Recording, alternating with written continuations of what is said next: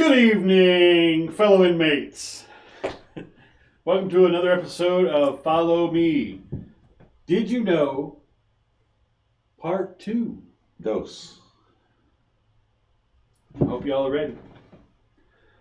So tonight, we want to ask Brother Tyler to leave the door open again for us, to allow all those that want to come in and watch us and see how this goes.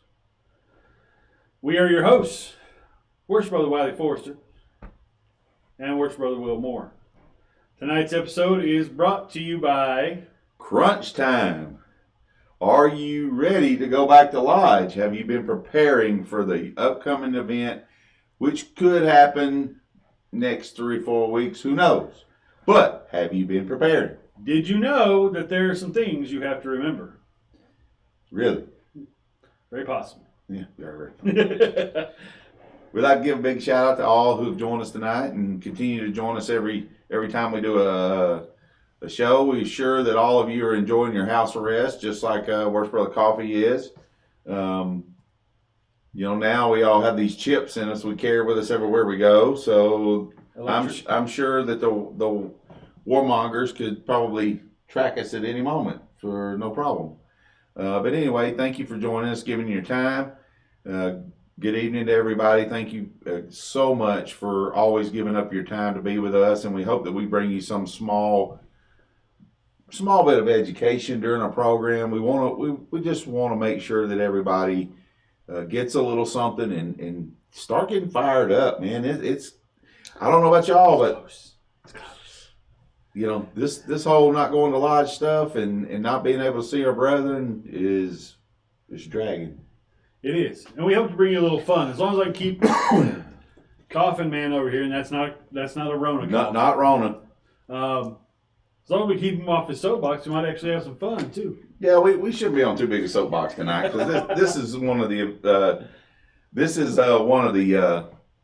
things that I enjoy the most out of what we do. I enjoyed it the first time that we did this down at the leadership conference, and the shock and awe about what brethren really don't know. It was a shock to me. So what the heck? We do this 3 or 4 good times. So yeah, but back by popular demand tonight is Did You Know?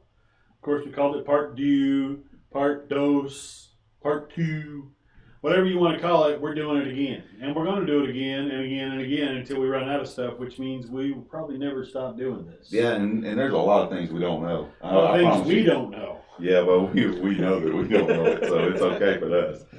Anyway, we're going to kick it off pretty good, and I just want to know, did you know that the Grand Lodge office has not always been in Macon, Georgia? No. Yeah, it's fact. In 1846, it moved to Macon from Milledgeville. Imagine that, it was in Milledgeville. Because, those of you who didn't grow up in Georgia and have to deal with Georgia history like most of us did, Milledgeville was once the capital of Georgia. So, see, I didn't know that. I wasn't born and raised here. And for those of us who've been down to Milledgeville, down on campus at Georgia College State University, the governor's mansion is down there, and there's so much history there in the city of Milledgeville. Well, and that lodge down there has that 3-story spiral staircase. Yeah, Benevolent Lodge, yes, we know. 3-story freestanding. That's Worship Brother Kelly Montgomery's lodge, by the way. And beautiful lodge. They have a beautiful place there. Well, that's kind of cool, but how long have we been in the current building that we're in? The Grand Lodge? A long time. Do you not know the answer? I don't know the answer to that. Oh, maybe one of our educated guests might know. I do know that building there in Macon, where is the Grand York Wright building now, mm-hmm. We used to have our meetings there in the 20s. So the 20s and 30s, so it's been there at least 100 years. Right. Well, it'd be cool to know when we moved into that particular building, and maybe someone knows, because we honestly don't know. And I'm sure that if I look back through some of these proceedings, I could probably find out, but I didn't think about it. That's all he's been doing for the past 3 weeks since he got this library set up, is look through those books. He actually knows what years he's missing now, and he's not missing a lot, but he's missing some.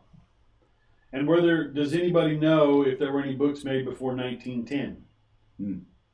And I do know, did you know that Grandmaster Raymond Daniel, he arrested 70 charters during the year as his Grandmaster. 70. Of course, there were 600 lodges then. You know, so think about that. And you know why? Because they didn't pay their debts. Good evening to everyone who's just joined us. It's a pleasure to see you all here. We've got a lot of people saying good evening, so a lot of them are just popping in. So it's good to see you all. It's good for everyone to be here. It's good to dwell among brethren, families, members, and guests.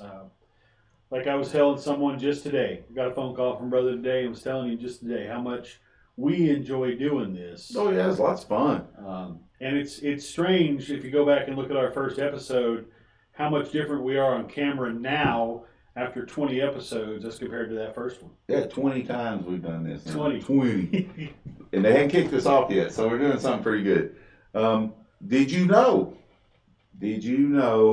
that Rose Hill Cemetery, which is a famous cemetery in Macon-Bibb County, Georgia, was developed and started by Right Worshipful Brother Emory Rose, who was a member of Macon number 5 and our Grand Secretary from 1846 to 1869. 23 years? As Grand Secretary. And I think you know something happened when he passed away. What happened? What was that? At his funeral, they actually shut down the town. The whole town. The whole town was shut down when he had his funeral. And they say that not a bad word was said about the man at all. Throughout his whole life. Not just then, throughout the man's entire life. Well, he served as Grand Secretary for 23 years. You know, he served as Secretary of his lodge for more than 44 years. Think about that. That's a long time. See, well, of course, Brother Walford got some that go back to the 1800s. I need to see those. Absolutely. I'll white glove those. I'll ride right over there. You know, we're talking about Right Worshipful Brother Emory Rose. They say that he was one of the most well-loved and well-respected human beings of his time. Well, do you know why he quit being secretary? Because he died. He served all the way up until his death. That just boggles my mind. You know, there's a huge lesson in what we just told you about Right Worshipful Brother Emory Rose. Our Grand Secretary sent out an article written about him at the time of his death. He was a newspaper man, or in publishing, and say that the funeral procession was miles long. Wow. And just to know that you've earned that kind of respect of the people around you, you know, in your life, people that were non-Masons, Masons alike, to garner that kind of respect. We as Masons should all strive to live for that kind of respect. Absolutely. You know, we always talk about live respected and die regretted. Well, there's a prime example with Right Worshipful Brother Emory Rose that this happened in the late 1860, you know, all the way to 1869. Wow. You know, that's the rebuilding after the Civil War.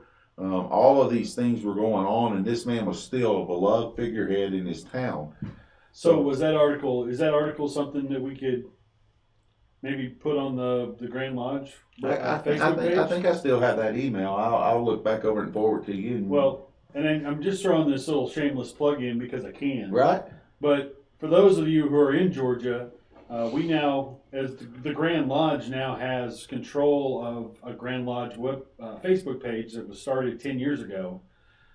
We don't know who started it, but we now have control of it. And, you know, articles like that would be good reads for people. I mean, not just Masons, but people. So I'll talk with our Grand Secretary and see if maybe that's something we can get put up. If it's that might be a good article from what you said. And you know, just let everybody know, I polled a few people. I polled a few brethren that I hold highly in high regard and asked them for some input about tonight's show, you know, because they're in leadership in our state. And what I wanted to know was, you know, tell me some things that you want people to know. And these brethren come back with some cool stuff for tonight, like this next thing that we're going to talk about. Did you know? I did not know. I did know the first part of it, but not the second part. But did you know that Most Worship Brother Max Mayhart founded the Masonic Home of Georgia in 1905? Did know that. I did know that. But I did know this too. Did you know that Most Worship Brother Mayhart served as Grand Master for 7 years? I thought they only served for one. Well, in those times, there were multiple, we have a lot of Grand Masters in our history that served multiple terms. Oh. Only until the last 50, 60, 70 years have they been just going in 1-year terms. You can look back at our book, at our history up to 1980 and see where that tree started. That I did not know. Of course, now, what made him so impressive was, I'm sure all of you are aware that we have 12 Masonic districts in Georgia, and there are 12 Masonic district conventions.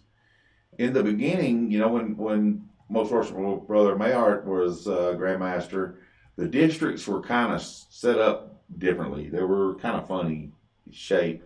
The modern day 7th district had the most lodges back then, but it covered the most demographic. Like in the 9th district where you and I live, Will, there were only like 30 lodges or so, 35 lodges in our district, which now since have been, things are sort of shaped a little bit differently. And in our district now we have 65 lodges, and it covers, basically splitting I-75 headed north all the way to the state line. But Most Worship Brother Mayhart was the founding father of the convention. He held the first convention up in the Rome area, which is Cherokee Lodge, where he was Worshipful Master.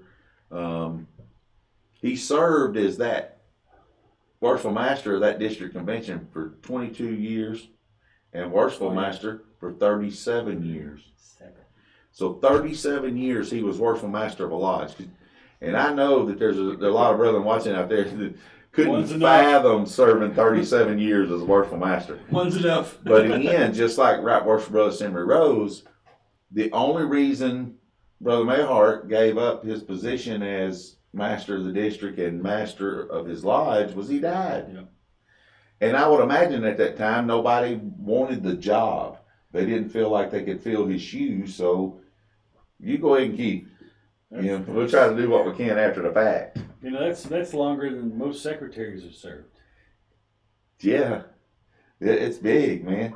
I mean, could you imagine? No. 37 years being elected to that position as Worshipful Master. I don't think he knew how to say no. or he just liked being in that position and felt like nobody else could do a better job than him, so he kept. I don't know.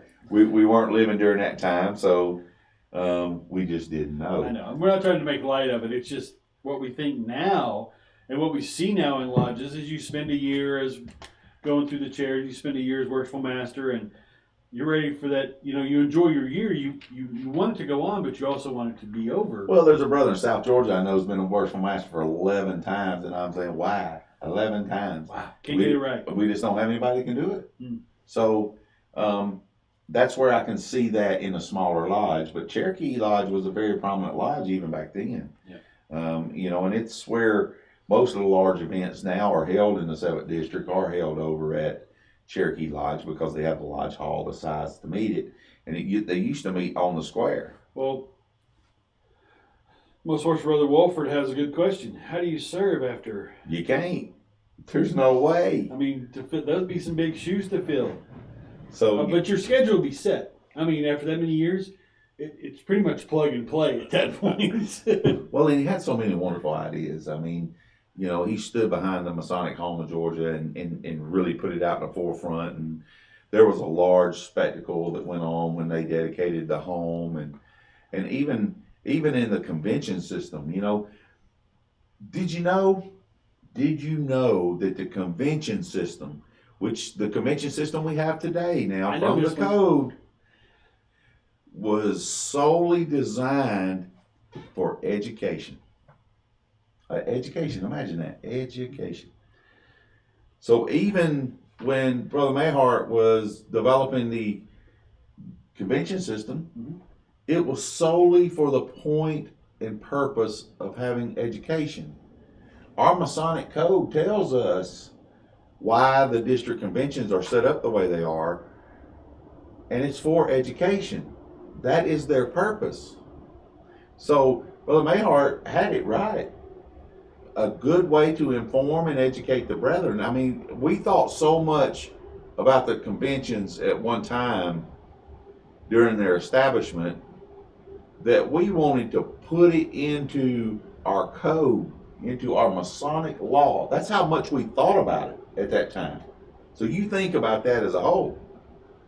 I mean, Don't get him started on education. I know that it sounds kind of crazy, but we go through so much pomp and circumstance now at our conventions. You know, I was fortunate enough to serve as master of our convention, but I was also fortunate enough to bring an education program that I don't think many will forget who were in attendance that day.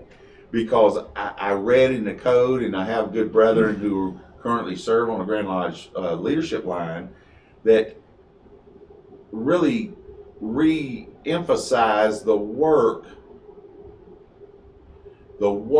of being educated. The point. And in Georgia, our district deputies, if you go back and read them in the code, one of their points was education.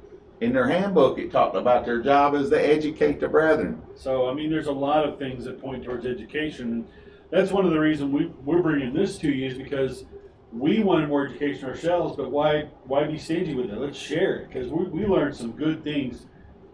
Every couple of days, we're finding something new, and he'll call me or I'll call him, and we'll talk about something new we've learned. Think about this. Right, Rose McGee says, William Stevens, who was our first Grand Master, 1787. but then he took another hitch. He went back in 1793 and served 22 years. I guess nobody wanted that job either. Wow. I know that there's a past Grand Master on here tonight, and I know he wouldn't want to be Grand Master for 22 straight years. I promise you. Not in today's world. More than 12 months tends to be enough to turn their hair gray or fall out, as in Grand Drew did back in his year. I mean, his hair fell slap off. Nothing we could do about it. But anyway, moving on in our program tonight. Where's Will? What we got next? Did you know that entered apprentice and fellowcraft may demit from the lodge? Now, before we get into that, what is demit? Quit. Withdraw your membership, or your want to be a member of that particular lodge. So basically, it's quitting to me. I mean, but that's not really it. It's withdrawing. So it's withdrawing from that particular lodge. Now, you may want to move your membership, but understand that after 6 months, you ain't got nowhere to go. I mean, if you don't redo it and find somewhere to land within 6 months. Well, and there's a difference in here in Georgia between demit and transfer. When you demit, your Masonic clock stops. Yes, automatic. When you just transfer, your time continues because you're just transferring from one to the other. So that's a big deal around here. So, but Code Section 32-102 of the Georgia Masonic Code explains that in greater detail. Yeah, and it tells you when they're allowed to demit, and their point. And I see you, Background Master. There's no way I could go unknown. You fellows most of you were kind of dark-headed before you took the job, and then by the time you get out, you're just white hair. So. Well, did you know that if a member is suspended, demitted, or resigns, he is also those things in any appendant body to which he belongs. So what that means is, for those of you who may not understand, is if you decide that you're going to be, if something happens, you become suspended, or non-payment of dues, whatever, and then you demit or whatever, if you resign, which you can do now, you're all of that and everything else. Now your demit won't affect you, but if you've not reinstated in a blue lodge somewhere after period of Right. the time, then that, yes. But you got to be a Mason first before you can be the other things. So Correct. If you get out of Masonry, if you get out of your Blue Lodge, if you quit your Blue Lodge or get suspended, all the rest of the stuff falls in place. that's right, because if you're not a member, a current dues paying member in a Blue Lodge in the state of Georgia, you can't belong to the appendant bodies. And I think it's that way in a lot of states. Yes, and I do too. But the thing that I struggle with the most, and I'll say this here, and it's one of these moments where I'll probably open my mouth and insert my foot, but I don't really care. Because if I cared about it, then or if I didn't care about what I was going to say, then I probably wouldn't say it now. Brethren, no matter what we do in Freemasonry, if you lose sight of the importance of your Blue Lodge, none of the rest of Freemasonry is going to matter to you. Because without the foundation stones that are placed in your Blue Lodge, the rest of it is just sort of moot at this point. Well, you're going to get me on a soapbox because this is a very touchy subject for me. I'm only in one other appendant body, Right. the York Rite. I haven't joined any of the others, but I see a lot of brethren who are members of other appendant bodies that forget their Blue Lodge, and I'm just saying it straight up. But when you pass, you're not buried as a Shriner. You're not buried as a York Rite Mason. You're not buried as a Scottish Rite Mason. What are you buried as? A Blue Lodge Mason. A Master Mason. So, like we say, it begins and ends with that Blue Lodge. And sometimes it bothers me, and I'm going to keep myself grounded. I'm going to keep myself grounded, but it becomes a problem when I see it over and over and over again. And brother, and we're not taking away from any of the appendant bodies, because Lord knows I belong to a bunch of them.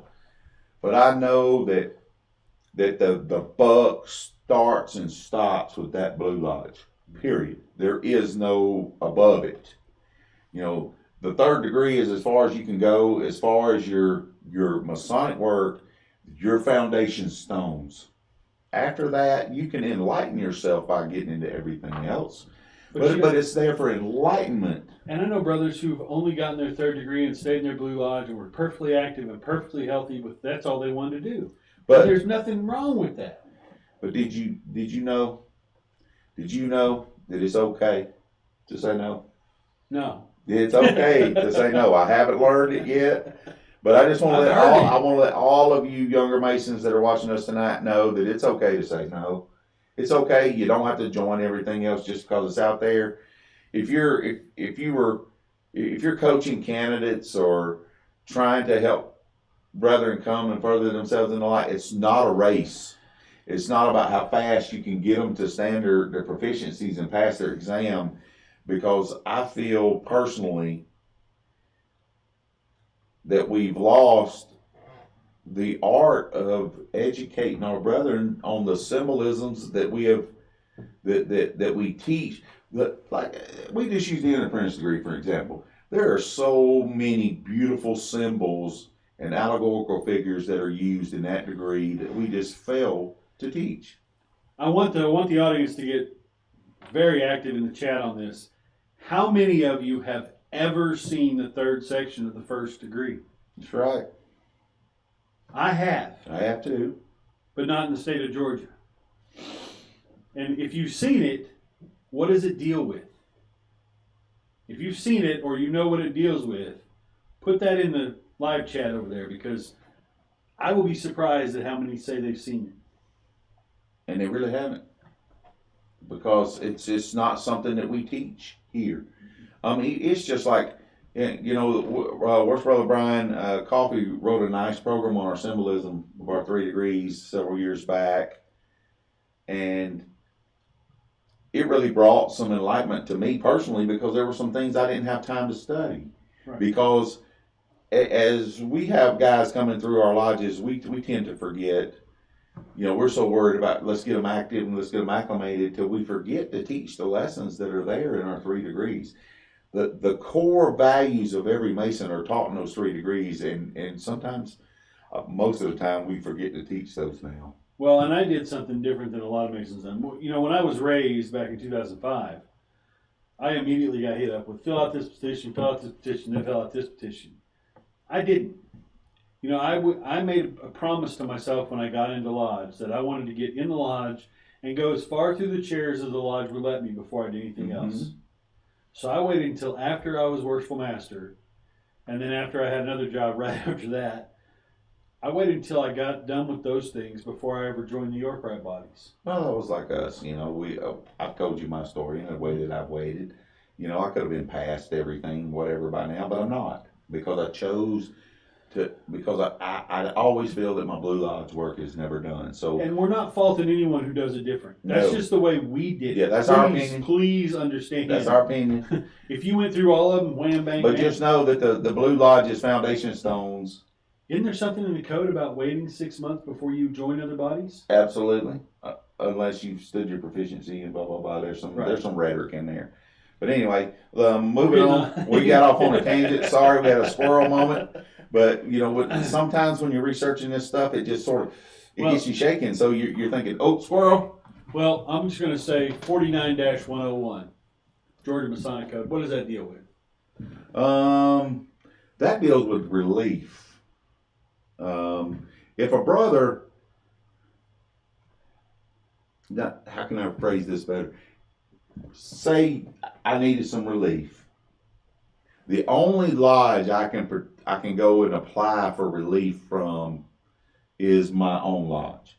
49-101 tells me that, but it also tells me that my lodge will help me apply to the Board of Relief. Or at least get me into. It's just saying that you can't go directly to the Board of Relief. Yeah, and it's also telling me that I can't go to your lodge and apply for relief either. Now, if y'all want to take up collection for me, that's up y'all's business. But what I'm saying is that if I need some help, I can only apply to my lodge, and 49-101 tells me that. Right. Okay. Did you know? Just because that you have a CPA look at your books every year and your records, that doesn't mean that your audit is complete. Why not? Because Code Section 25-116 tells us that an audit committee has to be appointed by the worshipful master and the report given back to the lodge no later than January of each year. And it should be done. You can appoint the committee at any time, but it has to be done. The earliest it can be done is November. The latest it should be done is January. Well, that audit committee can go out and have a CPA look at it, but then they have to report their findings. Correct. So it has to start with the audit committee and end with the audit committee. And if they have a CPA in the middle, that's fine, is what you're saying. Right. That's exactly what I'm saying. They don't have to, but if they do, that's fine. Okay. I mean, it can still clear, but I want what we're trying to clarify here is the fact that sometimes it's just not enough. And that's why the worshipful master has to appoint this committee not in lieu of, but in addition to. Well, and we've talked about finances here a lot lately. Dotting I's, crossing T's. Yeah, it wouldn't be a problem, but we've heard about so many lodges around the country, and not just in Georgia, that have had some issues with finances. You know, so-and-so spent $100,000 of the lodge money over the last 10 years, and nobody knew about it because they weren't doing their audits properly. Right. That's scary. So it's kind of something that's always got to be hit on. Unfortunately, finances is one of those ugly topics that has to be touched. But did you know that your lodge should have in its bylaws a statement of what to do with the assets in case the lodge goes dark? Really? Think about it. The Grand Lodge doesn't own your building. Do they? No. Who owns the building? The members. So if your lodge goes dark, what happens to those assets if you don't have a will for your lodge, so to speak? The state gets it. Right? Pretty much. Yep. So all your lodge furniture, any of the documents, you got to have something drawn up that says what happens to that stuff when your door's shut. Now, is it or is it not true that the proprietary items in the lodge, the aprons, the collars, the jewels, the staff, they all belong to Grand Lodge? Per se. The charter. The charter. And those things have to be returned. to the Grand Lodge unless you can reappropriate them to somewhere else, and you should have a thing to do with it. You should have a lodge will, basically. Yes. That's what it boils down to. And speaking of that and transparency, which is what we always talk about in lodge, about being transparent, your lodge should distribute a copy of the bylaws to every member. So what we do is, once they come into our lodge, I can't remember what degree it's on, we give them a copy of the bylaws. We do it to master's degree. I think our brother should have it before that. Yeah, it's possible, but that's... Well, think about it. Once he's an EA, he's a member of your lodge. Why shouldn't he know? Oh, absolutely. He should know the rules. What's the other easiest way to do this, though, now? Well, that's Grandview. Grandview has turned out, especially in these times, a lot of you may or may not think so, but the notification in Grandview, the ability to pass out information quickly to all the brethren, it is the coolest thing ever. Some may not think so, but I really appreciate the fact that we now have that tool that we can pass along information quickly. Well, it takes you less than 5 minutes to sign up for our system if you're a Georgia Mason, and it doesn't cost you anything to sign up. And another cool thing is the fact that we should spend the time, we should make the effort to get our brethren signed up for Grandview for nothing more than notification purposes, especially like we have learned during this pandemic we've had going on. It's been a way for us, the Grand Master, to get a message out quickly. We didn't have to wait to go to a lodge. It came to me directly that the Grand Master said this. Well, and Wiley and I have been fortunate. We're not sponsored by any grand jurisdiction. This is us. I know we talk a lot about Georgia Masonry, but that's where we're from. Right. We try to pull in some things from other states, and we're starting to get better at it. But we're lucky in this state. I feel we're very lucky that our Grand Lodge has decided to put out our YouTube link via the Grandview message system. Right. We didn't ask them to do that. They chose to do that. And to us, I think it's extremely fortunate that we get that extra. We're very humbled by that because we get that extra feed out. And, of course, now there are those out there that say, quit filling my link with this Wiley and Will show and whatever. But all you got to do is hit delete. Right. So, but speaking of that, Grandview, we should all digitize, make sure our bylaws are digitized and put into Grandview. Well, and I know a lot of lodges have gone back through their minutes and digitized their old minutes. Oh, absolutely. And put them up in Grandview because we can store as many PDFs and whatever in there as we can. Because this lodge thought, if something happens to these records, they're gone forever. Right, they're gone. If you have a fire, a flood, whatever, vandalism, they're gone. So I know some lodges that have gone back over 100 years and put in minutes. Right, and scanned in 100-year-old minutes, so it's pretty cool. It takes a while, and we've got 60,000 cards that were all handwritten back in the day that are being put into Grandview. You have your father's card. Right, and I do have my father's card now. So we're going to get into something that's a little bit touchy, but did you know? I did, but go ahead. Making disparaging comments about the Grand Master or his decisions or about other brethren is grounds for Masonic charges and gross unmasonic conduct. And I say this because I believe what I'm about to say. That no matter if you agree or you disagree with what the Grand Master has had to say during this event, or any other brother for that matter, that you've had a falling out or you don't agree, and a lot of times we don't agree because he's just not thinking like we are. So we don't agree with him. That makes him wrong.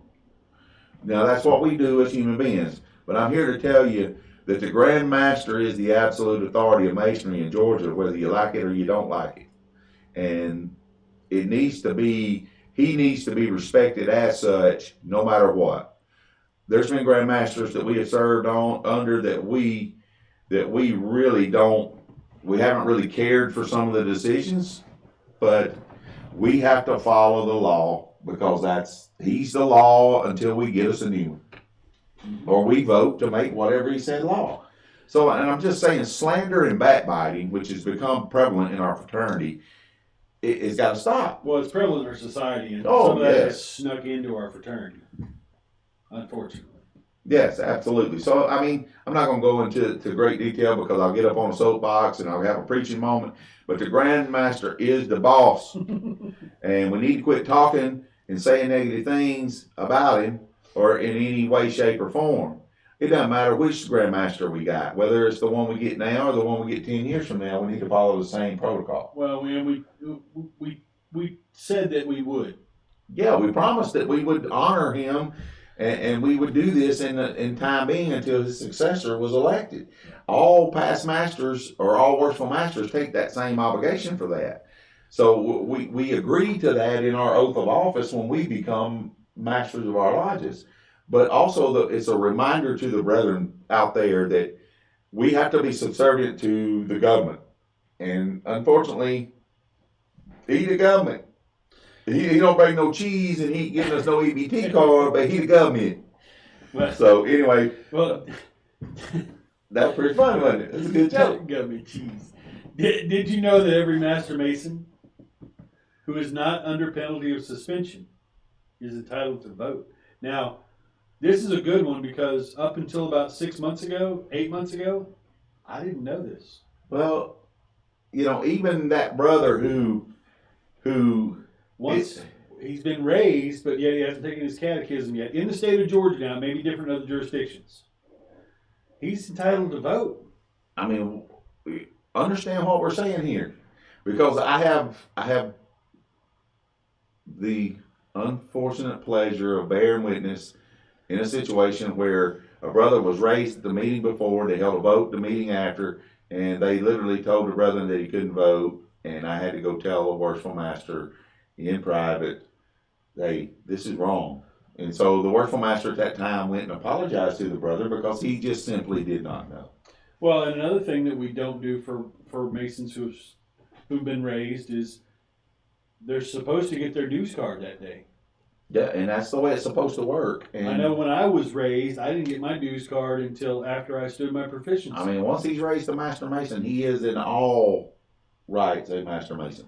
So, do you know that even a brother, based on what we're talking about in this code section 28-105, that brother, even if he's under charges, Masonic charges, but yet to be tried or convicted in the Masonic court, he's entitled to be able to vote. Well, it's because innocent until proven guilty. Exactly. So, and everybody knows about the trustees to the Masonic home, right? We have 12 of them. One for each district? One for each district. And that was a guess, by the way. what most may not know is I know that everybody attends the district conventions, and the district conventions, they usually nominate someone to be there on the board of trustees. But that has to be approved by the Grand Master. Approved by the Grand Lodge. We elect them. Oh, okay. So it's Grand Lodge, not the Grand Master, it's Grand Lodge. And it's free to reject whatever nomination the district put out there. So if you got nominated, the Grand Lodge could say, no, we don't want Wiley, we want Will. Right. Could be. And the same's true on the Board of Relief as well. Oh. Not everybody knows that. And I'd be honest with you, I thought that once I nominated Brother So-and-so out of my district, that was a shoe-in, but apparently it's not. And it has to go through an approval process. Sort of like, you get nominated and you get to, you got to go through your whole selection show, I guess. Selection show. Well, did you know that Emeritus and 50-year Masons, we touched on this before, they're not exempt from all Grand Lodge fees. No, but do you know how minor that fee is? It's minor, but a lot of lodges don't think about this when they hit Emeritus. They say, oh, no, you don't have to pay anything anymore. And so now that lodge is responsible for how much? I think it's like $6. But think about that. If you got a lot of Emeritus members, that adds up quick. I know it's $2 for sure for the Board of Relief. And I think it's $4 for the messenger, or $6, somewhere in that neighborhood. So it's less than $10.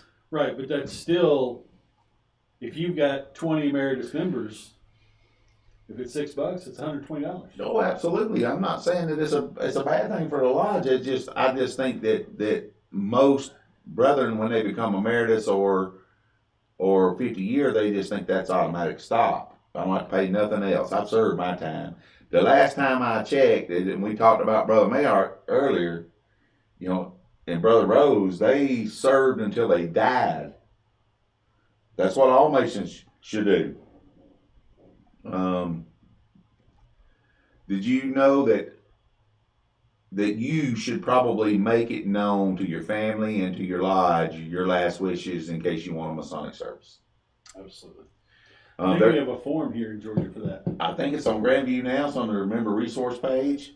Yeah, let's go look. And it says something to another, to the effect of, what you want to get done. Do you want a Masonic service? What did Gay tell you? Who? Brother Mark. What did Gay tell me?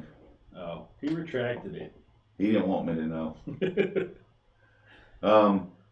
So while Will's looking that up, it's called Upon My Death. Yeah, Upon My Death. It's under the Master Mason resource, under the resource page, Master Mason, on Grandview now. And it'll tell you all these things, and you can submit it to your lodge, and your lodge can put it on record. Cool. Well, Mark, you're never going to get to retire. I can promise you that. You got the same problem I have. But did you know that polar explorers, yes, I did know this. Richard Byrd and Bernd Balkan dropped the Masonic flags on the North and the South Pole. And they were still out there the last check. Of course, they're encapsulated with ice now, but still. That's pretty cool, though, to think that Masons have hit pole to pole. Did you know, this is one that a lot of people, when they think about it, just it kind of blew my mind as I was reading through. This is a long explanation on this did you know answer, but did you know there isn't one big worldwide organization? Oh, we don't have one group that we just answered to? No. I'm gonna read this because I pulled this from a website because it's actually a pretty good written statement here. Wait a minute. I just read what it said because it's the first time I read it. Some think Freemasons actually run the world. We don't? Nope. Well, if we did, then it'd probably be a better place right now. Whatever you think, brother. Just saying. Give me control. So a lot of people believe Freemasonry is one big secret society that operates worldwide. Yep. Of course, some think Freemasons actually run the world, so the idea would make sense. It does make sense. I like it. Actually, there has never been a single worldwide organization of Masonry. The largest regular authority in Masonry is a Grand Lodge. Correct. And Grand Lodges organize and regulate a specific area. In some countries, like England, there is a single Grand Lodge that governs the whole nation. But in bigger countries like the U.S., Canada, there's a different Grand Lodge for each state or province. Not only is there no such thing as a worldwide Masonic High Council, air quotes, but there's also totally different people running things from across one state line to the next. Oh, absolutely. And did you know, to offset all of this, every February there's a thing called the Conference of Grand Masters of North America. And they get together in some state or province in North America, and they sit down and have just meetings, and there's educational sessions and things like that. That's how they keep amity. Well, they hit the hot topics. Oh, yeah. Because the hot topics that are hot here in Georgia are probably hot in some other states as well. And what it does is it lets the Grandmasters of the world get together. They're discussing a lot of things, and now we're talking about Prince Hall Grandmasters. We're talking about lodges that some aren't recognized in a lot of jurisdictions, and that's a place they go to try to get their recognition established. And Brother Tony threw me off there because I'm looking for my entitlement check too. But anyway, the last time this happened, that we held this conference in Georgia, was in 2012 with Most Worshipful Brother Jerry Moss was Grandmaster. Worst Brother Mark Bradley and myself, we worked ourselves to death for about a week, but more Mark than me. But that's when I got my first taste of what it was like to meet the Grandmasters from around the country and from other countries at that time. I befriended the Grandmaster of Germany at that time, and he gave me a lot of lessons that I could take with me, and he and I were about the same age during that time frame, so it was pretty cool.